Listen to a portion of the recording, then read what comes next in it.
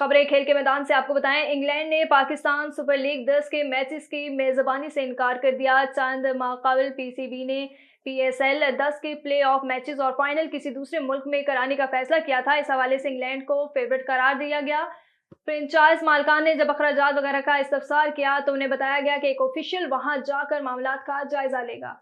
Pakistan cricket board ने Bangladesh cricket board को test team जल्द पाकिस्तान भिजवाने की पेशकश कर दी। जराये का कहना है कि बांग्लादेशी बोर्ड को ये पेशकश टेस्ट टीम की पाकिस्तान में ट्रेनिंग के लिए की गई थी। टेस्ट सीरीज से पहले बांग्लादेश टीम पाकिस्तान में ट्रेनिंग की सहूलत से फायदा उठा सकती है।